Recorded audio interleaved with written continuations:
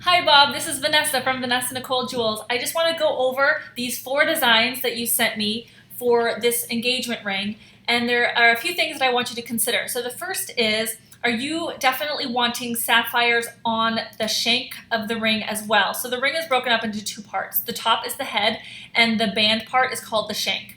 So in these 2 bottom rings, you'll see that there are sapphires actually incorporated into the shank as well, and I know you want a sapphire for the center stone, so this particular design and this particular design, if there was a sapphire on it, would be very sapphire heavy, so that your eye would be looking kind of at the whole thing versus just the sapphire in the center being accentuated by diamonds on the side, whereas these 2 rings are clearly sapphire centric. I mean, you're looking just at the one sapphire, and then the rest are diamonds, which are just accentuating the sapphire in the center. So that's the first question you would need to think about if you want to have sapphires, because if you imagine a sapphire here as well, it's just, there's going to be a lot of blue, as well as with this, a lot of blue.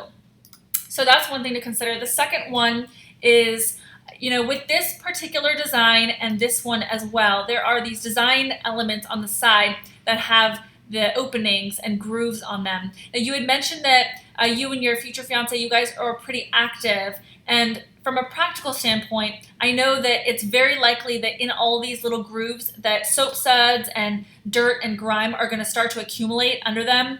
So my recommendation would be to keep this side view plain metal like this, so just a side clean, that's plain shiny metal, because it's probably going to be annoying to her when she looks at the side view of her ring and this is just kind of filled with a bunch of gunk. So that's more of a practical standpoint. Obviously, when it's clean and it just comes from the jewelry store, it's super bright and sparkly, but given that you did mention that you're very active as a couple, it's something to consider in keeping it clean from the side view.